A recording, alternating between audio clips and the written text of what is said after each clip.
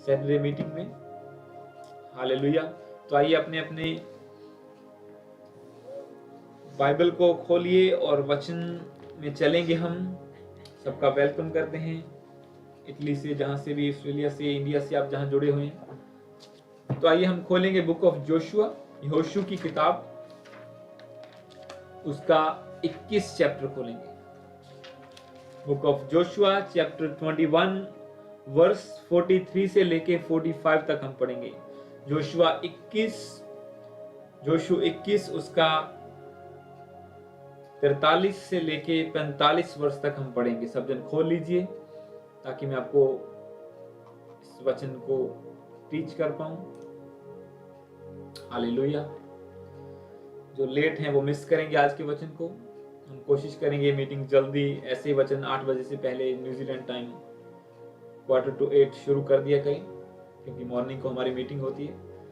आप वचन को सुनते आ रहे हैं कुछ हफ्तों से, जो मीटिंग को ज्वाइन करते हैं संडेज को, या बाद में सरमन्स को सुनते हैं कि कैसे परमेश्वर का आत्मा हमें अंत के दिनों के लिए तैयार होने के लिए कह रहा है, कैसे परमेश्वर रेवलेशंस दे रहा है, कैसा चर्च वो चाहता है, कैसी कलीसिया वो चाहता है, कैसी कलीसिया है जो उसके साथ जाएगी, जो परमेश्वर ने वचन में लिख के बताया है। जैसे आपने सुना 7 चर्चेस के बारे में कि किसी में ये बुराई है, किसी में ये दोष है, परमेश्वर प्रसन्न नहीं है। परमेश्वर कहता है मुझे कंप्लेंट है तेरे ऊपर, मुझे तेरे विरुद्ध ये कहना है। प्रभु कहता है तूने पहला सा प्रेम छोड़ दिया है, तूने पैसे का लालच किया है, किसी के अंदर बुराई है, किसी के अंदर व्यभिचार है, कहीं झगड़ा होता है। पर फिलदिफिया की कलीसिया, जब हम रेवलेशन 3 उसकी 7 जब उसका 7 वर्ष से लेके पढ़ते हैं, जब प्रकाशित वाक्य उसका 3 अध्याय जब हम पढ़ते हैं उसके 7 वर्ष से, तो उसमें लिखा कि फिलदिफिया की कलीसिया जो थी वो परमेश्वर के हार्ट के करीब है। प्रभु ने कहा कि तुमने अपने प्रेम को बना के रखा, तूने मेरे वचनों से इनकार नहीं किया, तूने मुझसे इनकार नहीं किया, इसलिए मैं तुम्हारे लिए एक दरवाजा खोलता हूं जिसे कोई बंद नहीं कर सकता। तो आज का वचन जो हम सुनने जा रहे हैं ये भी हमारी क्रिश्चियन लाइफ के ऊपर है कि Christian life versus promises of God, एक मसीही जिंदगी को जीना और परमेश्वर के वायदों को लेना। Hallelujah. Christian life versus promises of God. अगर क्रिश्चियन लाइफ हम जिएंगे तो कैसे परमेश्वर के वायदे हमारी जिंदगी में पूरे होते हैं, कैसी लाइफ हमें जीनी है परमेश्वर के वायदों को पूरा होता हुआ देखने के लिए, उसके प्रॉमिस को अपनी लाइफ में पूरा होता हुआ देखने के लिए कैसी जिंदगी हमें जीनी है, किस तरह की लाइफ हमें जीनी है।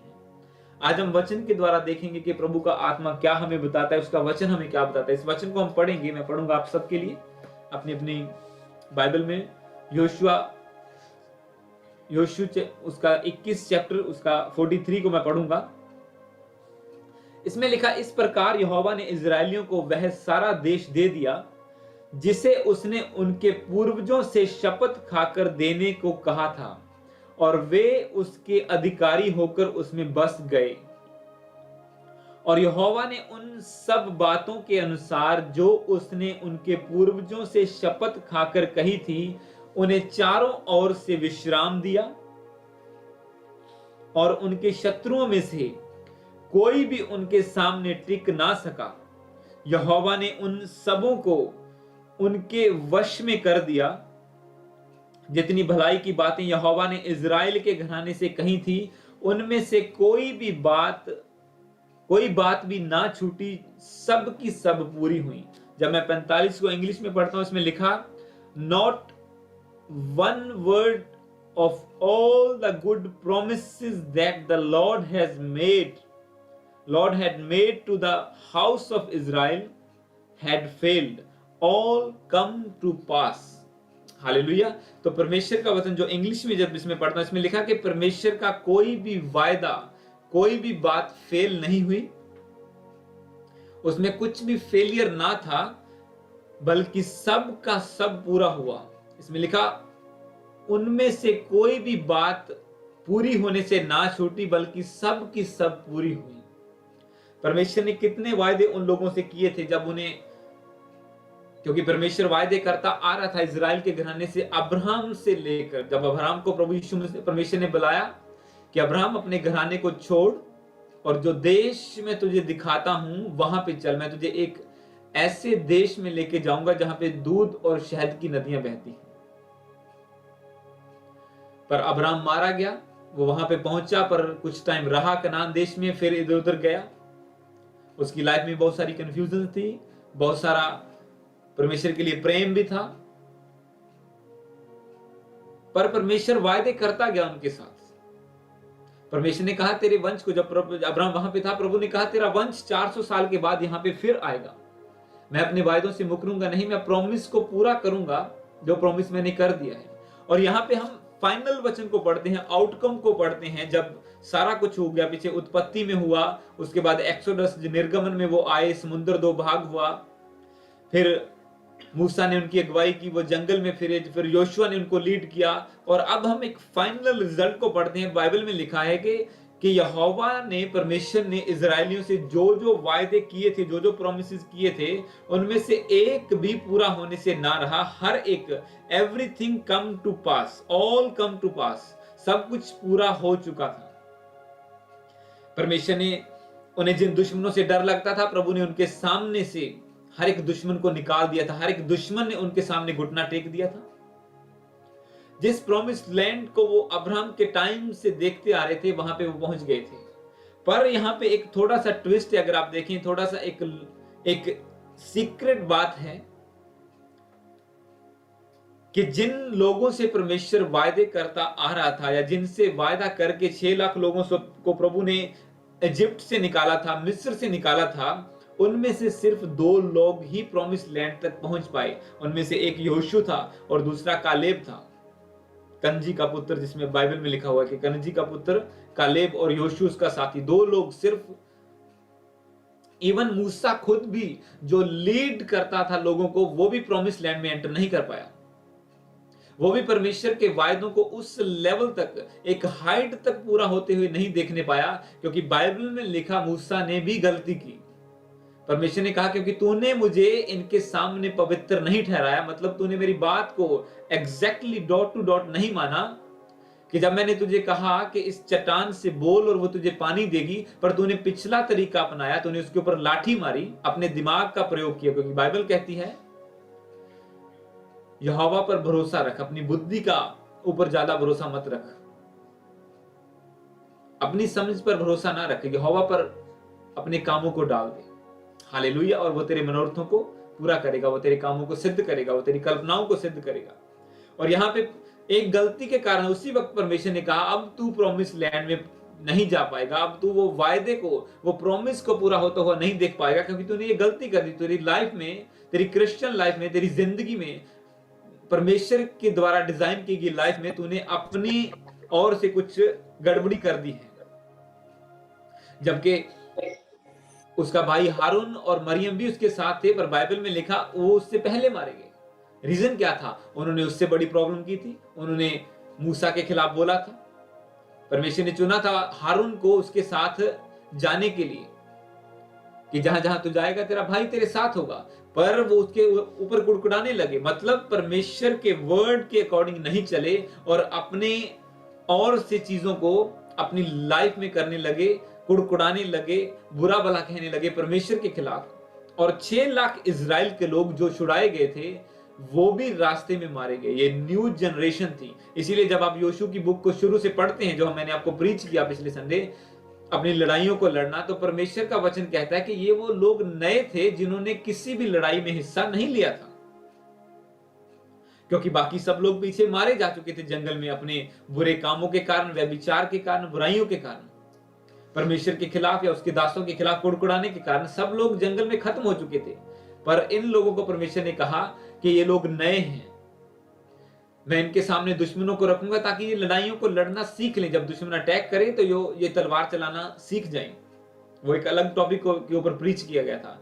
पर उसी से आगे आके परमेश्वर अब कहता है, परमेश्वर का वचन कहता है कि उनके लिए, उनकी जिंदगी में शांति है। जब हम 44 को पढ़ेंगे दोबारा, इसमें लिखा, और यहोवा ने उन सब बातों के अनुसार जो उसने उनके पूर्वजों से शपथ खाकर कही थी, उन्हें चारों ओर से विश्राम दिया और उनके शत्रुओं में से कोई भी उनके सामने टिक ना सका। यहोवा ने उन सबों को उनके वश में कर दिया। जितनी भलाई की बातें यहोवा ने इजराइल के घराने से कही थी, उनमें से कोई भी बात ना छूटी, जो सब की सब पूरी हुई। अब ये मैं पुराना नियम मैं हमेशा आपको बोलता हूं, एक प्रैक्टिकल एग्जाम्पल है हमारी आज की स्पिरिचुअल लाइफ के लिए। अब वो एक प्रॉमिस लैंड कनान में पहुंचे, जहां पे परमेश्वर ने उसे शांति दी, उनके सारे दुश्मन खत्म कर दिए। अब उन्हें वो पीस में थे और प्रॉमिस लैंड में थे। अब एक क्रिश्चियन लाइफ की प्रॉमिस लैंड क्या है? वो स्वर्ग है, जो आज हम जिंदगी जीते हैं। आज बीमारी को देख के बहुत से लोग घुटने टेक जाते हैं। अब इजराइलियों को भी लगता था कि हमें खाना नहीं मिल रहा, और वो कुड़कुड़ाए परमेश्वर के सामने, अच्छा यहां हम इतने किलोमीटर आगे, अब हमारे पास पानी नहीं है। वो कुड़कुड़ाने लगे। परमेश्वर ने चट्टान चीर कर पानी तो दिया, पर बाइबल में लिखा वो पानी पीने के बावजूद भी उनके प्राण सूख गए, वो मारे गए। जबकि जब वो परमेश्वर के वायदे के अनुसार चलते थे, उसकी आज्ञा के अनुसार चलते थे, बाइबल में लिखा कि ना तो उनके कपड़े फटे, ना उनके जूते टूटे, ना उन्हें कोई बीमारी लगी, ना उन्हें कोई किसी जंगली जानवर ने फाड़ा। वो सब प्रोटेक्शन में चलते जा रहे थे। पर कब कब वो मारे गए? जब जब उन्होंने परमेश्वर की अपनी लाइफ जो परमेश्वर के सामने थी उसको बिगाड़ दिया। उन्होंने अपने बुरे कामों के कारण, बाइबल में लिखा कि उन्होंने बहुत सारे लोगों ने व्यभिचार करना शुरू कर दिया। उन्होंने बहुत सारों ने अन्य देवताओं को मानना शुरू कर दिया, परमेश्वर के खिलाफ कुड़कुड़ाना शुरू कर दिया। और हुआ क्या? वो उस प्रॉमिस को पूरा होता हुआ नहीं देखने पाए जो परमेश्वर ने उनसे किया था, कि मैं तुम्हें एक प्रॉमिस लैंड में लेके जाऊंगा।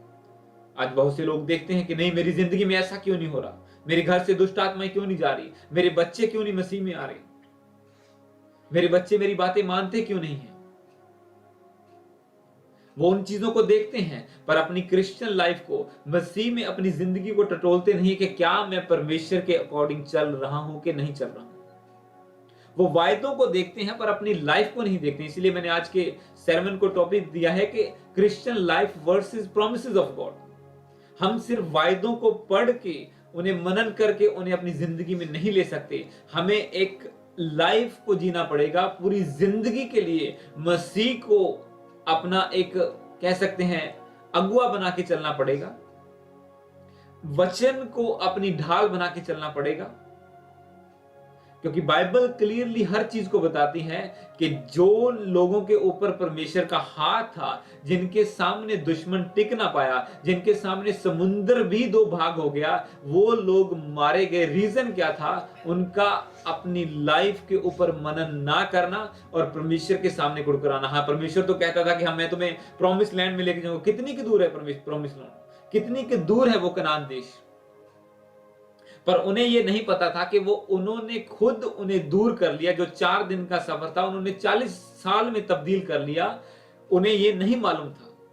आज एक क्रिश्चियन वायदे को पूरा होता हुआ देखना चाहते हैं। हाँ, मेरे सारा परिवार बचाया जाए, हाँ मेरे घर से बीमारी चली जाए, मेरे घर में इतना बड़ा मिरेकल हो जाए, पर वो अपनी लाइफ के ऊपर मेडिटेट नहीं करता कि क्या जो परमेश्वर का वायदा है। क्योंकि प्रभु ने क्या कहा? परमेश्वर ने अब्राहम से कहा कि मैं तुम्हें उस देश में लेके जाऊंगा जहां दूध और शहद की नदियां बहती हैं। परमेश्वर ने सेम चीज इजराइलियों से बोली कि इस दास्तव के जुए को तोड़कर मैं तुम्हें एक ऐसी देश में लेके जाऊंगा जहां पे दूध और शहद की नदियां बहती हैं, जहां पे तुम्हें कोई दुख ना होगा। आज परमेश्वर वायदा करता है एक क्रिश्चियन से कि मैं तुम्हें ऐसे एक, जब रेवलेशन को आप पढ़ते हैं, बुक को, प्रकाशित वाक्य को, परमेश्वर वायदा करता है कि मैं तुम्हें ऐसी लैंड में लेके जाऊंगा, ऐसे स्वर्ग में लेके जाऊंगा, हेवनली प्लेस में, जहां पे ना रोना होगा, ना आंसू होगी, ना दुख होगा, ना धूप होगी, ना रात अंधेरा होगा, रोशनी होगी, तुम आनंदित रहोगे, तुम्हें भूख ना लगेगी, तुम भूखे नहीं मरोगे, किसी बात की तुम्हें घटी ना होगी। परमेश्वर वायदा करता है इतना बड़ा कि मैं तुम्हें उस कनान में, उस स्वर्गीय यरूशलेम में लेके जाऊंगा। पर परमेश्वर साथ में रेक्टिफिकेशन भी मांगता है। वो रेक्टिफाई करना चाहता है आपकी लाइफ को, कि जो गंदगी है वो शन जाए, आप प्योर होकर उसके सामने आए। इसीलिए मैंने वचन को शुरू किया कलीसिया से, जो परमेश्वर के सामने अच्छी लाइफ को जी रही थी। और यहां पे बहुत से लोग ऐसे भी थे। प्रभु कहता है कि बहुत से लोग हैं जो स्वर्ग में नहीं जा पाएंगे। आज बेशक वो पास्टर हैं, आज बेशक वो बड़ी चर्च को लीड कर रहे हैं, पर ऐसा टाइम आएगा कि वो स्वर्ग में एंट्री नहीं ले पाएंगे। वो प्रॉमिस को पूरा होता फिर वो कहेंगे कि परमेश्वर तूने तो वायदा किया था, जो तुझ पे विश्वास करते हैं वो उद्धार को पाते हैं। पर परमेश्वर ने बाइबल में ये भी लिखा है, जो अंत तक सहेगा, जो बना रहेगा, वो उद्धार को पाएगा। आज मैं एक अद्भुत वचन को पढ़ा था। आई एम नॉट श्योर कि वो आज के वचन में है या कल के में है। वो आज के वचन में है। मैं आपको हम चाहते हैं कि इसको कवर अप करें आगे बाद में। मैं चाहता हूं एक वचन को अब पढ़ें, नंबर्स गिनती की किताब,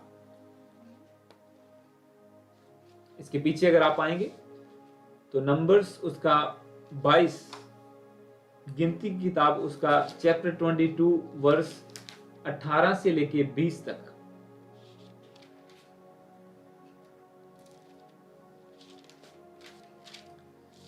बुक ऑफ नंबर्स इंग्लिश में, हिंदी में गिनती की किताब उसका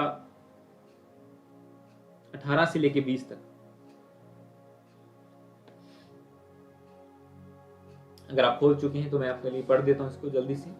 इसमें लिखा है, बिलाम ने बालाक के कर्मचारियों को उत्तर दिया, चाहे बालाक अपने घर को सोने चांदी से भरकर मुझे दे दे, तो भी मैं अपने परमेश्वर यहोवा की आज्ञा को पलट नहीं सकता कि उसे घटाकर या बढ़ाकर मानूं। इसलिए अब तुम लोग आज रात को यहीं टिके रहो कि मैं जान लूं कि यहोवा मुझसे और क्या कहता है। परमेश्वर ने रात को बिलाम के पास आकर कहा, यदि वे पुरुष तुझे बुलाने आए हैं तो तू उठकर उनके संग जा, परंतु जो बात मैं तुझसे कहूं उसी के अनुसार करना। तब बिलाम भोर को उठा और अपनी गदी पर काठी बांधकर मोआबी हाकिमों के संग चल पड़ा। अब यहां पे अगर आप एक परमेश्वर के प्रॉफिट को देखें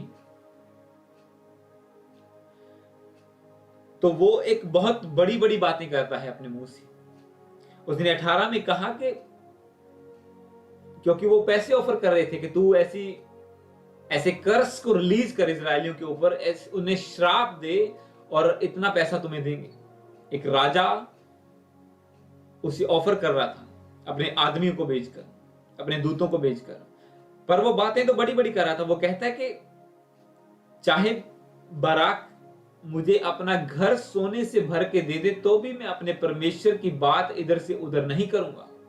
जो मुझे कहेगा मैं उतना ही बोलूंगा, जैसा कहेगा वैसा ही बोलूंगा। पर कहीं ना कहीं उसके मन में लालच है, इसलिए वो बार बार परमेश्वर के सामने जाता था। ये 3rd टाइम था। परमेश्वर मैं क्या करूं, जाऊं कि ना? प्रभु कहा नहीं जाना, फिर जाऊं कि ना, नहीं जाना, फिर परमेश्वर फिर कहता है। एक तो वो बातें बड़ी कर रहा है और दिल से क्या कह रहा है, उसका मन फिर भी लालच कर रहा है। 20 में लिखा परमेश्वर, 19 में लिखा है, इसलिए अब तुम लोग आज रात को यहीं टिक रहो ताकि मैं जान लूं कि यहोवा मुझसे और क्या कहता है। जब परमेश्वर ने एक बार कह दिया नहीं जाना, तो फिर 2nd टाइम पूछने की क्या जरूरत है?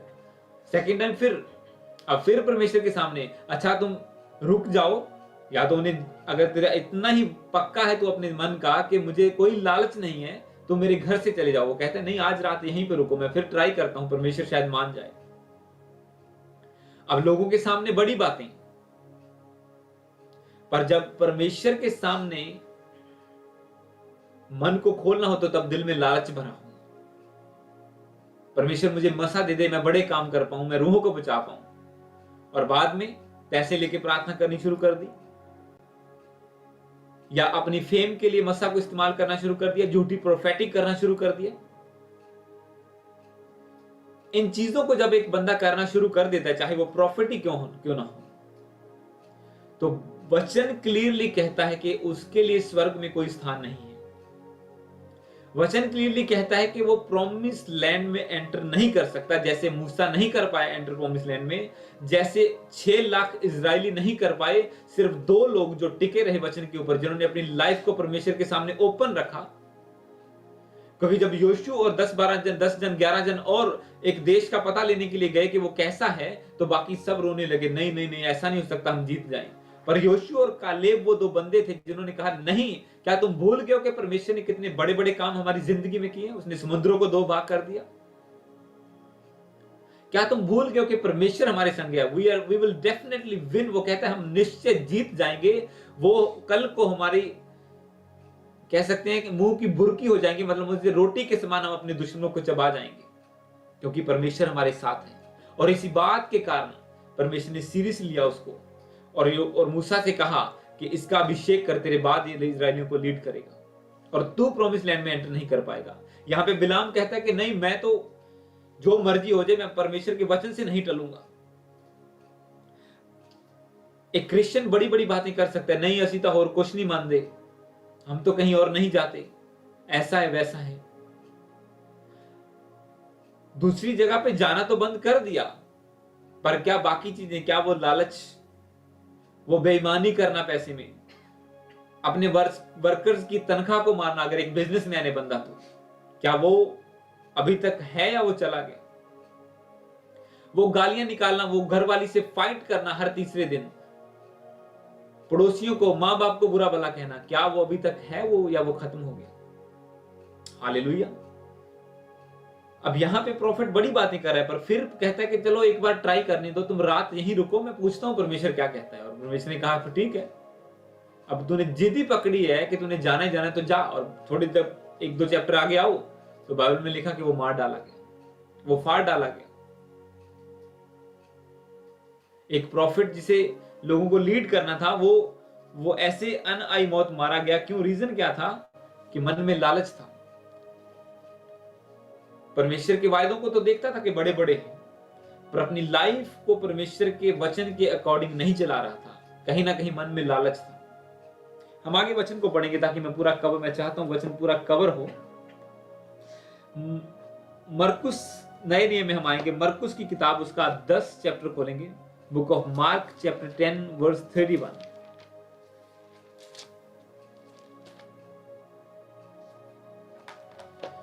Book of Mark chapter 10 verse 31, मरकुस 10 उसका 31।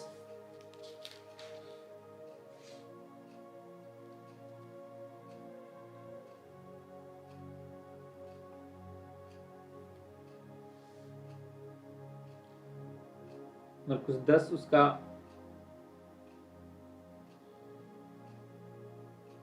28 से मैं पढ़ूंगा।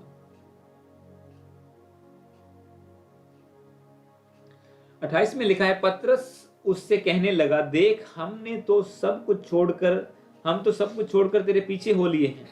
यीशु ने कहा, मैं तुमसे सच कहता हूं कि ऐसा कोई नहीं जिसने मेरे और सुसमाचार के लिए घर या भाइयों या बहनों या माता या पिता या बाल बच्चों या खेतों को छोड़ दिया हो और अब इस समय 100 गुना ना पाए, घरों और भाइयों और बहनों और माताओं और बाल बच्चों और खेतों को परसताव के साथ और परलोक में अनंत जीवन। पर बहुत से पहले हैं जो पिछले होंगे और बहुत से पिछले हैं जो पहले होंगे।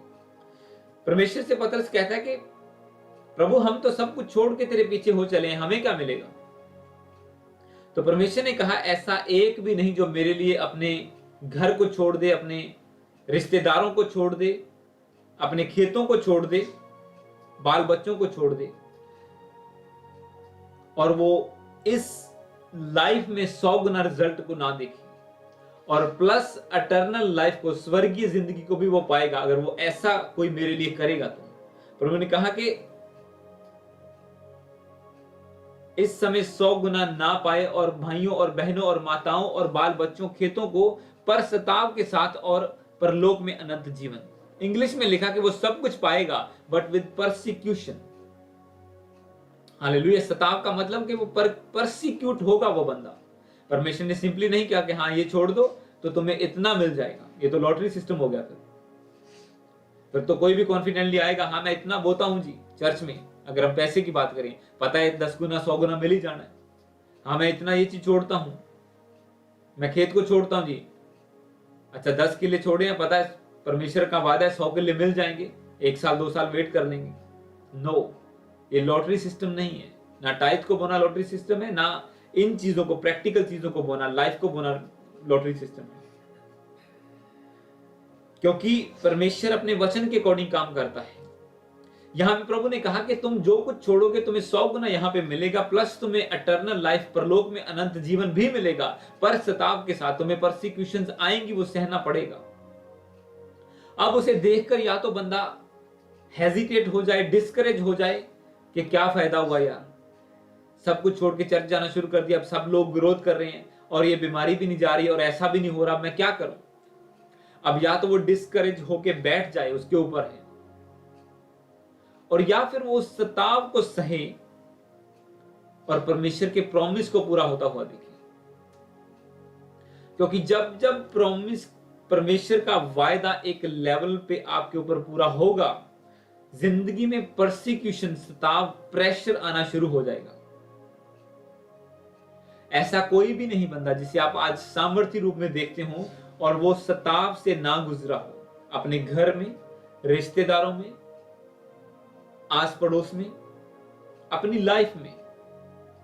क्योंकि जितना ज्यादा प्रेशर आएगा उतना ज्यादा मस्सा, उतना ज्यादा तेल आपकी जिंदगी में पैदा होगा। क्योंकि क्रशिंग तेल को पैदा करती है। जब आप परसिक्यूशन को देख के डिस्करेज हो जाते हैं तो आप, वो चीजें जो गई वो तो चली ही गई हैं, प्लस आप परमेश्वर के उन वायदों को, जो वायदे परमेश्वर करता है, उनको भी पूरा होता हुआ नहीं देखते, उनसे भी लॉस कर जाते हैं। क्योंकि ऐसे बहुत से लोग हैं जो, जिन्हें मैं पर्सनली भी जानता हूं, वो डिस्करेज हो गए। रीजन क्या था कि हाँ, ये बंदा मसीह में ऐसा चल रहा है, इसके साथ तो ऐसा हो गया, अगर मैं चलूंगा तो मेरे साथ भी ऐसा ना हो जाएगा। क्योंकि वो लोग नहीं जानते कि वो पाप के कारण गिरा है या परमेश्वर की परीक्षा थी, इसके बाद वो खरा निकलेगा। बस देख के डर गए कि यार यीशु मसीह के पीछे चलते हैं तो ऐसा हो जाता है, यहां पे तो दुष्ट आत्माएं जाहिर हो जाती हैं, यहां पे तो ऐसा हो जाता है, ये लोग तो कैसी प्रार्थना करते हैं, ये तो फायर प्रेयर करते हैं, नहीं नहीं हमसे ये नहीं होगा। पर परमेश्वर का वचन कहता है कि जब तुम परसिक्यूशन को सहोगे, जब तुम मेरे लिए सब कुछ छोड़ोगे तो तुम्हें सब कुछ मिलेगा, बट विद परसिक्यूशन, सताव के साथ मिलेगा। जब आप एक दाऊद की लाइफ के ऊपर मनन करते हैं तो बाइबल में लिखा कि उसका अभिषेक किया गया कि अगला इजराइल का राजा तू होगा। और जैसे ही उसके ऊपर मसा आया, वो फिर से भेड़ बकरियां चराने लगा। कुछ नहीं हुआ, कुछ चेंज नहीं आया। पर जब बाइबल में लिखा कि जब उसने अपने अधिकार को इस्तेमाल किया, अपने मस्सा को यूटिलाइज किया, जब गोलियत उसके सामने आया, जैसे उसके ऊपर मस्सा आया, अभिषेक आया, तो अब टाइम क्या आ गया, अब गोलियत उसके सामने आ गया था। मतलब एक सताव आ गया कि अब मैं क्या करूं। अब वो चाहता तो वहां से भाग सकता था, पीछे मुड़ सकता था कि जब राजा घुटने टेक गया, प्रजा घुटने टेक गई, सेनापति घुटने टेक गए, तो मैं अकेला क्या करूंगा। पर उसने अपने अधिकार को इस्तेमाल किया, उसने अपनी लाइफ को मेंटेन किया कि परमेश्वर ने मुझे अभिषेक दिया है, मेरी जिंदगी में अभिषेक है और मैं इसे इस्तेमाल करूंगा। और उसने जैसे मसा को इस्तेमाल किया, यूज किया, उसने गोलियत को मारा। और बाइबल कहती है कि उसका फेम बढ़ा, उसकी इज्जत बढ़ गई। लोग बातें करने लगे कि राजा ने इसे मार पाया, लोग नहीं मार पाए, उसने मार दिया है। और वो राजा के घर में पहुंचा और उसके भाई भी उससे नफरत करने लगे, जो पहले भी करते थे कि इसने ये क्या कर दिया। मतलब परसिक्यूशन साथ की साथ बढ़ी। और उसके बाद फिर उसे मौका मिला लड़ाइयों में जाने का। जब लड़ाई में गया तो फिर लोग नारे लगाने लगे, हाँ शाऊल ने तो एक को मारा, कुछ को हजारों को मारा, पर दाऊद ने लाखों को मारा। अब लेवल और बढ़ गया है, प्रॉमिस की ओर बढ़ रहा है कि तू राजा होने के लिए चुना। जब तक बकरियों में था ऐसा कुछ भी नहीं हुआ, ना लोगों ने विरोध किया, ना शैतान ने विरोध किया।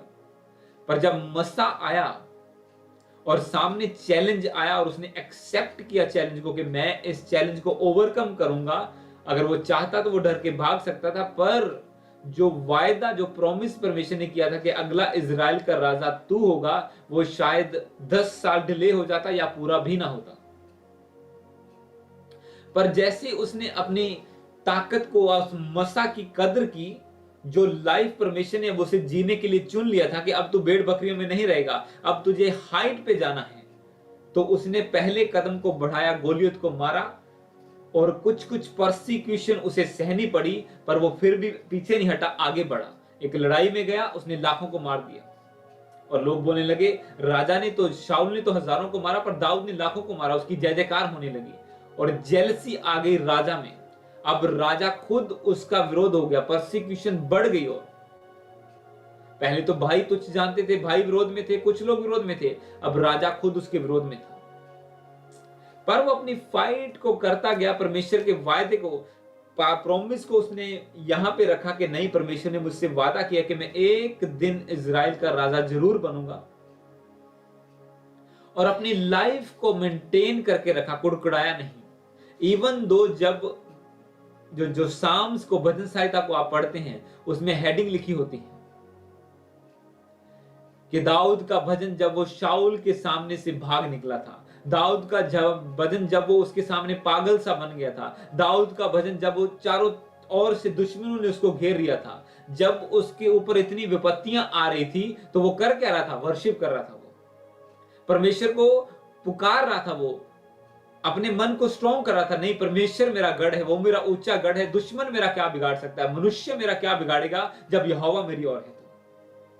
मतलब उसने लाइफ को, अपनी क्रिश्चियन लाइफ को, अपनी परमेश्वर के साथ जिंदगी को इधर से उधर नहीं होने दिया, मेंटेन करके रखा, और वायदों तक पहुंचा। वो चाहे उसको 37 साल लगे, पर वो इजराइल का राजा बना। चाहे पूरी गवर्नमेंट उसकी दुश्मन हो गई थी, राजा उसका दुश्मन हो गया था, सारे लोग उसके विरोध में खड़े हो गए थे, उसके भाई उसके विरोध में थे, पर वो स्टेप बाय स्टेप आगे बढ़ता गया, और एक दिन परमेश्वर के वायदे को पूरा होता हुआ देखा। हालेलुया। पर एक क्रिश्चियन जब चैलेंज को आता हुआ देखता है, तो पहली बात तो वो चैलेंज के सामने कुड़कुड़ाने लगता है, मेरी जिंदगी में ऐसा क्यों हुआ। वो ये नहीं सोचता कि शायद परमेश्वर की योजना है कि मैं अपनी प्रेयर लाइफ को बढ़ाऊं, मैं और फाइट करूं, इसे ओवरकम करूं, ताकि परमेश्वर मुझे और बढ़ा सके। रोना शुरू कर देते हैं लोग, नहीं इदा हो गया, उदा हो गया, अब क्या होगा, वैसा क्या होगा, ऐसा क्या होगा। परमेश्वर के वायदों को देखो, वो क्या कहता है। वो तो कहता है कि धर्मी चाहे 7 बार भी गिरे, फिर खड़ा हो जाएगा। धर्मी चाहे सैकड़ों विपत्तियों धर्मी पर आ पड़े, पर यहोवा उसे हर एक विपत्ति से निकाल लेगा। जितने हथियार तेरी हानि के लिए बने, एक भी तुझ पे सफल ना होगा। तेरे दाई 1000 बाहनी और 10,000 गिरेंगे, पर वो तेरे निकट ना आएगा। पर नहीं, एक गिर जाए तो लोग डर जाते, नहीं, एक तीर गिराया, अगला कहीं मुझे ना लगे, मेरे पड़ोसी को ये बीमारी हो गया, अब मुझे ना हो जाएगी। और वो वायदों को भूल जाते हैं, परमेश्वर के, उसके वर्ड को भूल जाते हैं। और दाऊद की तरह जब फाइट करने वाले होते हैं, वो उस लेवल तक पहुंच जाते हैं, राजसी लेवल तक, वो उस अभिषेक को प्राप्त कर लेते हैं जो परमेश्वर उन्हें देना चाहता है, क्योंकि दाऊद ने ओवरकम किया। अब यीशु मसीह की लाइफ को अगर आप देख लो, तो बाइबल में लिखा, जब आप वचन को पढ़ते हैं, कि यीशु मसीह ने जब बपतिस्मा लिया, जब तक वो नॉर्मल लाइफ को जी रहा था, वो ठीक था, लोग उसका विरोध नहीं करते थे, कुछ नहीं होता था, क्योंकि वो एक लकड़ी का काम करते थे, एक कारपेंटर के घर में पैदा हुए थे बायोलॉजिकली, और वो काम कर रहे थे, हेल्प कर रहे थे अपने पेरेंट्स की, और कुछ भी नहीं हो रहा था। पर जैसे ही उन्होंने बपतिस्मा लिया, और बाइबल में लिखा पवित्र आत्मा उसके ऊपर उतरा, और वो जंगल में परीक्षा के लिए निकल गए। क्या हुआ? सताव आ गया। अब 40 दिन रात के रोजे जंगल में, भूखे प्यासे, परीक्षा हो रही है। क्या है? सताव है। पर उन्होंने सताव को ओवरकम किया, और जैसे ही 40 दिन के रोजे पूरे करके बाहर आए, तो बाइबल में लिखा कि उसके सामने शैतान आया और उसकी परीक्षा करने लगा, उसे तरह तरह के ऑफर्स देने लगा कि ये ले ले, दुनिया के सारा राज ले ले, ये ले ले, वो ले ले, मैं तुझे दे देता हूं, पर मेरे सामने घुटने टेक दे। पर बाइबल में लिखा, परमेश्वर ने फाइट की, उसके वचन के द्वारा कहा कि शैतान मेरे सामने से दूर हो जा। और जैसे ही उन्होंने बोला, तो बाइबल में लिखा कि शैतान उनके सामने से दूर हो गया। 3 बार जब रेजिस्ट किया डेविल को, और अब एक क्रिश्चियन बंदा अगर सोचे यार मैंने तो रोजे रखे थे और मेरे सामने क्या आ रहा है, मेरे सामने तो और भी चैलेंज आ गए हैं, इसका मतलब परमेश्वर चाहता है अब तुम प्रार्थना में बढ़ो, फाइट करो, वचन में बढ़ो। अगर फास्टिंग कर ली है इसका मतलब तुम्हारे ऊपर ग्रेस आ गई है। अगर सामने गोलियत खड़ा है इसका मतलब परमेश्वर आपके बीच में दाऊद को देखता है।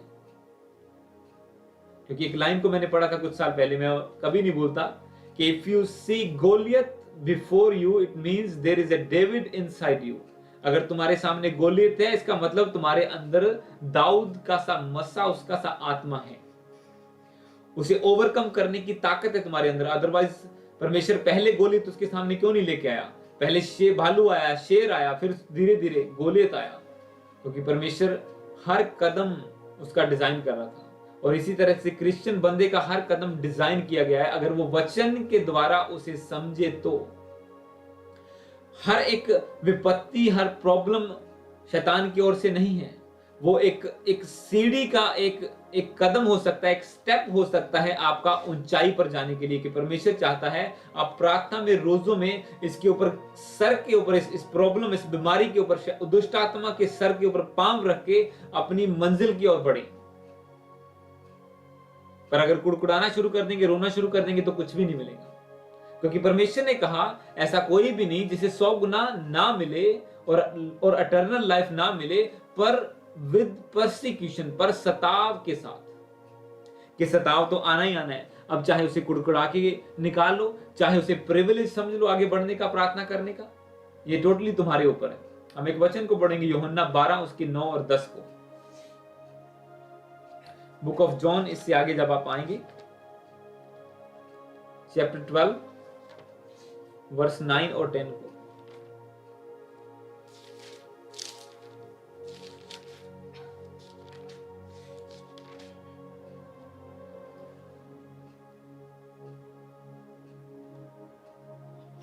यूहन्ना 12 उसकी 9 और 10 को मैं पढ़ूंगा। इसमें लिखा, जब यहूदियों की बड़ी भीड़ जान गई कि वह वहां है, तो ना केवल यीशु के कारण आए, परंतु इसलिए भी कि लाजर को देखें जिसे उसने मरे हुओं में से जिलाया था। तब प्रधान याजकों ने लाजर को भी मार डालने का षड्यंत्र रचा, क्योंकि उसके कारण बहुत से यहूदी चले गए और यीशु पर विश्वास किया। हालेलुया। अब यहां पे जो लोग थे, जो बड़े प्रधान समझते थे अपने आप को, बाइबल में लिखा कि वो सब लोग जीसस क्राइस्ट के अगेंस्ट थे। जैसे मैंने आपको थोड़ा सा बताया पहले, कि जैसे वो पवित्र आत्मा से भरे, परीक्षा आई, फिर और परीक्षा से बाहर निकले, शैतान का सामना किया, रेजिस्ट किया। अब स्वर्गदूत चारों ओर आ गए, एंजल आ गए, हेवनली पावर आ गई है। और हुआ क्या? सब जमाने में विरोध बढ़ गया, सब सरकार, सब बड़े लोग विरोध में खड़े हो गए जीसस क्राइस्ट से। मतलब क्या आया? सताव आ गया, परसिक्यूशन होनी शुरू हो गई। अब एक बंदा लाजर जिसकी डेथ हो गई थी, अब उनकी बहनों ने विश्वास के द्वारा जीसस क्राइस्ट के ऊपर कुड़कुड़ाने के ना द्वारा, कि प्रभु तू क्यों नहीं आया, मेरा भाई क्यों मर गया, ऐसा क्यों हो गया, वैसा क्यों। उसने कहा प्रभु ठीक है चला गया, हम विश्वास है कि वो अनंत जीवन के लिए फिर से जी उठेगा जब लास्ट टाइम आएगा। तो प्रभु ने कहा कि डेथ और लाइफ तो मेरे ही हाथों में है। तो परमेश्वर ने उसे बुलाया, उसे जिंदा किया।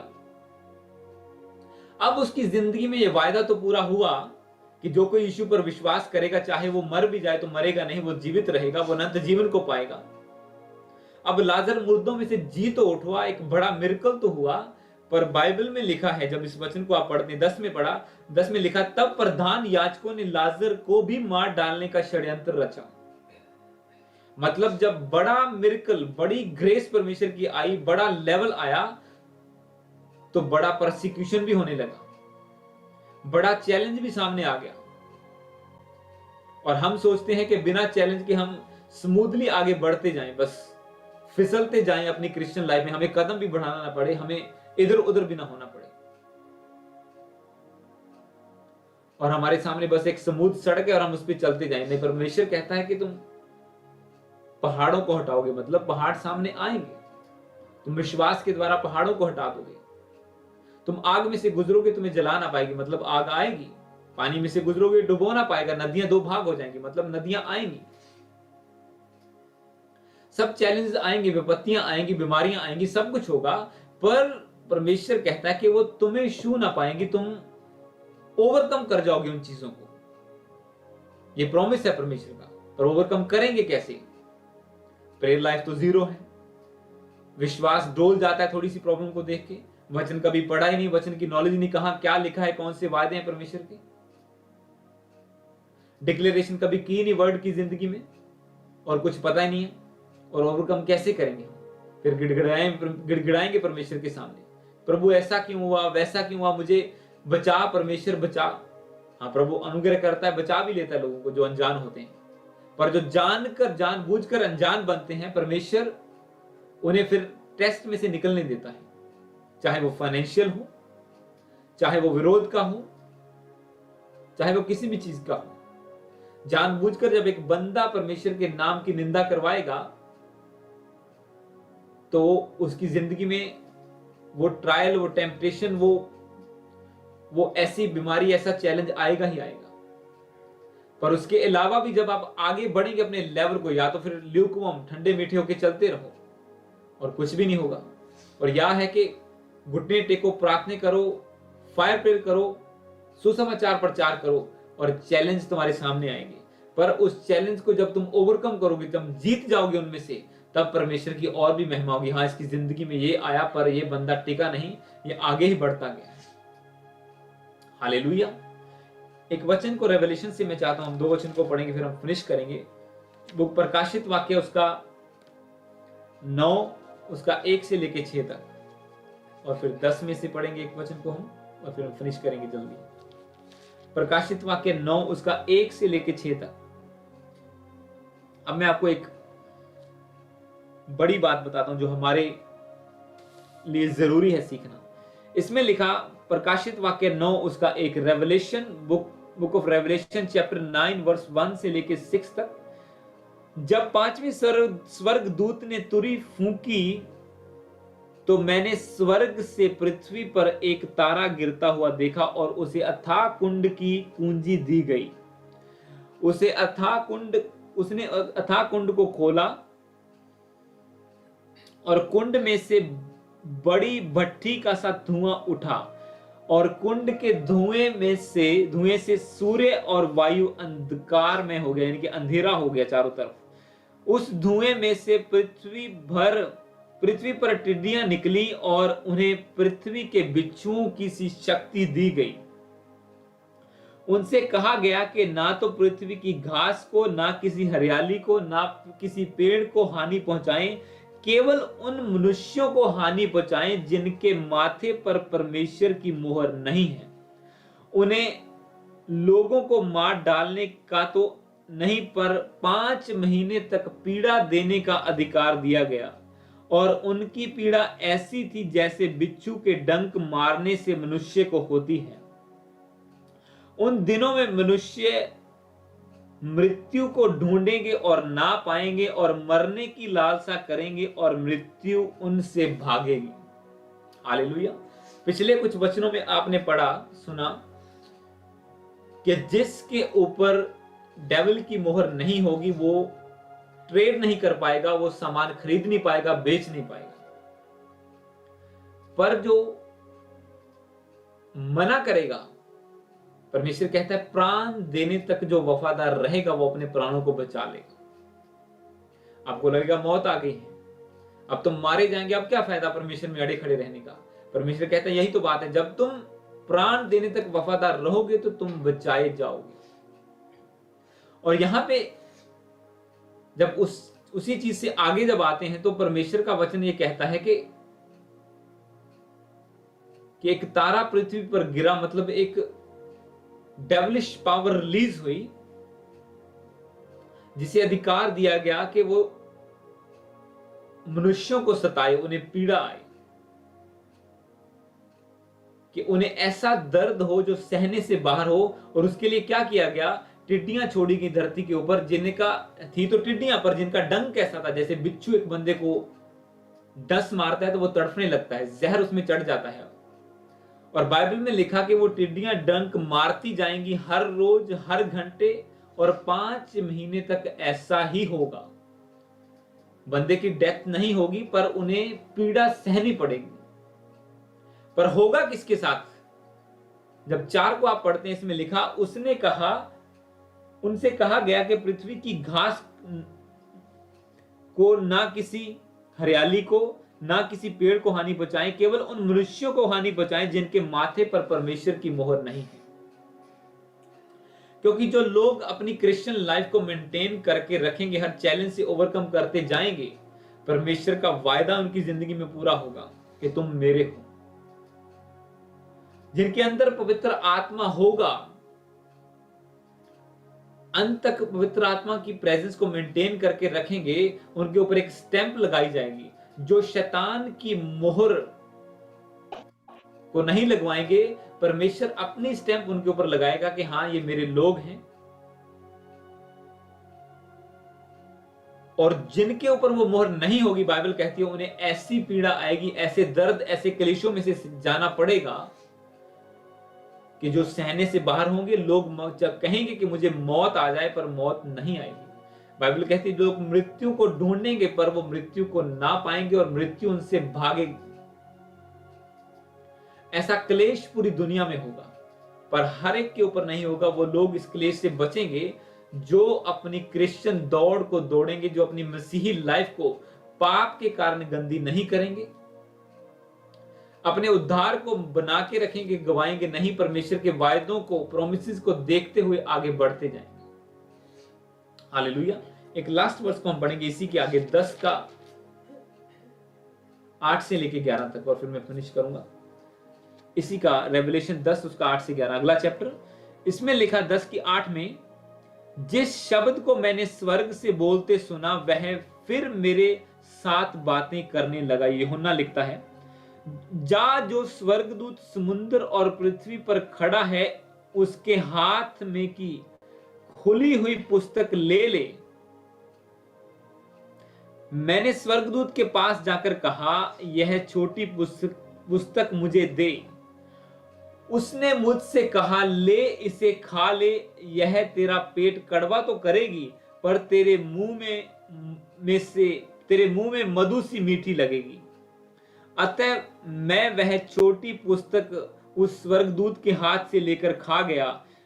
वह मेरे मुंह में मधु सी, यानी कि शहद सी मीठी तो लगी, पर जब मैं उसे खा गया तो मेरा पेट कड़वा हो गया। तब मुझसे यह कहा गया, तुझे बहुत से लोगों और जातियों और भाषाओं और राजाओं और के विषय में फिर भविष्यवाणी करनी होगी। इंग्लिश में 10 में लिखा, and I was told you must again प्रोफेसाई about many people and Nations and languages and Kings. Hallelujah. कि जो एक बड़े लेवल की लीडरशिप एक बंदा करना चाहता है,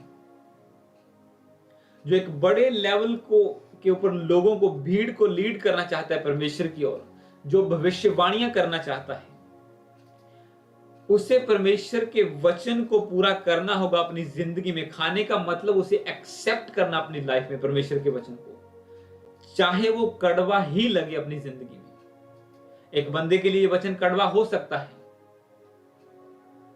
कि जिस गर्लफ्रेंड को तू इतना प्रेम करता है उसे छोड़ दे, या तो शादी में हो, प्रॉपर मैरिड लाइफ हो, या फिर ये व्यभिचार गिना जाएगा कि बिना मैरिज के तुम लोग साथ रहते हो या घूमते हो या कुछ भी है। उसके लिए वचन कड़वा हो सकता है, उसमें उसके पेट में पचे ना पचे ये वचन। क्योंकि जब लोग वायदों को सुनते हैं, उनके मुंह में मीठे लगते हैं। मुंह में मीठे लगने का मतलब परमेश्वर कहता है, हाँ मैं तेरी सब जरूरतों को पूरा करूंगा, मैं तेरी हर बीमारियों को दूर करूंगा। हाँ हाँ हाँ, ये परमेश्वर सही है, इसके पीछे चलो। मुंह में मीठी लगती हैं, पर जब वो वचन अंदर जाना शुरू करता है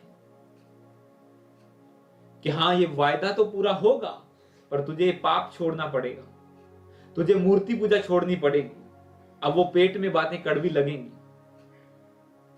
पर परमेश्वर कहता है, जब ये कड़वी चीजों को भी तुम सह जाओगे, then you will be chosen to prophesy to lead the people. तुम चुने जाओगे एक बड़ी लीडरशिप को करने के लिए।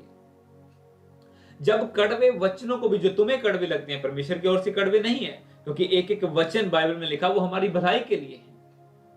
ऐसा एक भी वचन नहीं है परमेश्वर का जो पूरा हुए बिना ना रहेगा, क्योंकि जैसा इजरायलियों के पुराने नियम में हुआ, ऐसा एक भी वायदा ना था जो उनकी जिंदगी में पूरा ना हुआ।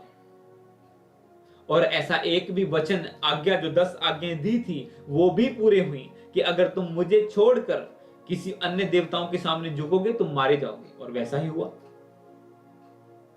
अगर तुम परमेश्वर को छोड़कर किसी और को अपना देवता मानोगे तो तुम मारे जाओगे, और वैसा ही हुआ उनकी जिंदगी में। जो 10 आज्ञाएं, जो वचन परमेश्वर ने दिया था वो भी पूरा हुआ, और जो वायदे किए थे वो भी पूरे हुए। अब जो आज्ञाओं पर खड़ा रहा वो प्रॉमिस लैंड में पहुंच पाया, और जो आज्ञाओं को मानने में फेल हो गया वो बड़े प्रॉमिस को अपनी, थोड़े तो प्रॉमिस उन्होंने भी देखे, समुद्र 2 भाग होते हुए देखा 6 लाख लोगों ने, स्वर्ग से मन्ना बरसते हुए देखा, ये बड़े मिरेकल देखे लोगों ने, चट्टान से पानी निकलता हुआ देखा लोगों ने। पर जो एक बिग प्रॉमिस, जो स्वर्ग जाने की इच्छा है, वो सब लोग नहीं देख पाएंगे। इसलिए हमारी लाइफ कैसी है ये डिफाइन करता है हम कितना लंबा दौड़ेंगे और कहां तक जाएंगे। Christian life versus promises of God. Christian life कैसी है ये डिफाइन करेगी कि परमेश्वर के वायदे किस लेवल तक आपकी जिंदगी में पूरे होंगे, और कहां तक आप जाएंगे, कितनी लंबी दौड़ को आप दौड़ेंगे। हालेलुया। आज बहुत से लोग कह सकते हैं हाँ जी, ਅਸੀਂ चर्च जाने हैं, ਅਸੀਂ परमेश्वर की सेवा करते हैं, हम मानते हैं यीशु को। यस, बाइबल तो कहती है कि दुष्ट आत्माएं भी मानती हैं कि यीशु प्रभु है, उन्हें पता है, पर वो आज्ञाओं को नहीं मानती, वो वचन को नहीं मानती कि हम वचन पर चलेंगे। दुष्ट आत्माएं भी यही कहती हैं कि Jesus Christ is the Lord. उन्हें पता है, इसलिए जब उसका नाम लिया जाता है वो भागती हैं। वो पश्चाताप करके प्रभु के पीछे चलना थोड़ी शुरू कर देती हैं, वो भागती हैं। और इसी तरह से लोग भी हैं बहुत सारे, जानते तो हैं कि यीशु प्रभु है, मानते भी हैं, चर्च भी जाते हैं, पर आज्ञाओं को नहीं मानना। हम ये पाप नहीं छोड़ सकते। अगर हम ये बुरा नहीं करेंगे तो हमारा गुजारा कैसे चलेगा। मेरी लाइफ में भी कुछ ऐसा था, जब जॉब में था तो जो ना सही था ना गलत था, 50-50 था। और मैंने परमेश्वर से वादा किया, प्रभु ये क्या है, ना तो ये इसे गलत गिना जा सकता है ना सही गिना जा सकता है, मैं क्या करूं। और परमेश्वर ने एक चेंज को लेके आया प्रभु। मेरी जॉब चेंज हुई और वो चीज भी चली गई मेरी जिंदगी से। वो चीज जिसे मैं ना तो गलत थी ना सही थी, मैं ये कहता हूं। हालेलुया। और जब आप प्रभु के सामने उसकी आज्ञाओं को मानेंगे, उसके वचन पर चलना, अपने आप को सरेंडर करेंगे कि प्रभु ठीक है, मैं अपनी लाइफ को तेरे वचन के अकॉर्डिंग बनाने के लिए तैयार हूं, बस तेरी मर्जी पूरी हो मेरी लाइफ में। तो वचन कहता है कि फिर वायदों को भी आप देखोगे, जो वफादार होगा वो वारिस भी होगा। परमेश्वर कहता है अगर तुम मसीह के साथ वफादार हो तो बाइबल कहती है उसके संगी वारिस भी हो। जितनी स्वर्ग की चीजें, धरती की चीजें, धरती के नीचे की चीजें, स्वर्ग के ऊपर की चीजें हैं, सब मसीह के अधीन हैं, और जो मसीह का है वो उसका संगी वारिस है। परमेश्वर कहता है हालेलुया कि जितनों ने प्रभु यीशु पर विश्वास किया उन्होंने परमेश्वर की संतान होने का अधिकार पाया है। और जो संतान है वो वारिस भी है, उन्हें सब चीजें परमेश्वर देगा भी। और जो वचनों पर चलता नहीं, उजाड़ू पुत्र की समान है कि मुझे तो इतना दे दे मैं अपना अलग हो जाऊं। परमेश्वर वो उतना वायदा दे तो देगा, उतनी ब्लेसिंग दे तो देगा, पर वो फिर जो घर के ऊपर अधिकार है, जो स्वर्गीय अधिकार है, वो खत्म हो जाएगा लाइफ से। अपना पोर्शन तो मिल जाएगा कि जितनी मेहनत आपने की उतना पोर्शन तो मिल जाएगा, पर एक बिग प्रॉमिस, एक प्रॉपर्टी पर अधिकार जो कहते हैं, एक वारिस होने का अधिकार, वो खत्म हो जाएगा। हालेलुया। तो ये हमें डिसाइड करना है कि हम कैसी क्रिश्चियन लाइफ को जीना चाहते हैं। परसिक्यूशन आएगा, चैलेंजेस आएंगे, रोग बीमारियां आएंगी, पर एक क्रिश्चियन के पास अथॉरिटी है कि वो हर चीज को ओवरकम कर सकता है, क्योंकि वचन कहता है ना बल से ना शक्ति से, पर उसकी आत्मा के द्वारा सब कुछ संभव है, सब कुछ हो सकता है। जब आप अपने बल शक्ति के अनुसार सोचेंगे कि मैं इतनी सैलरी में गुजारा कैसे करूं, अब मैं टाइथ निकालूंगा तो मेरा गुजारा कैसे चलेगा, इसका मतलब आप अपने शक्ति पर भरोसा रखते हैं, परमेश्वर की आत्मा पर आपका भरोसा नहीं है। पर अगर आप वचन को देखेंगे कि नहीं, यहोवा मेरा चरवाहा है, मुझे घटी ना होगी, तो आप उस वायदे को पूरा करेंगे, क्योंकि प्रभु कहता है जो बोएगा वो काटेगा। पर अगर वचन की नॉलेज ना होगी तो आप फेल हो जाएंगे। Hallelujah, God bless you. प्रभु आप सबके साथ हैं। इस वचन को सुनने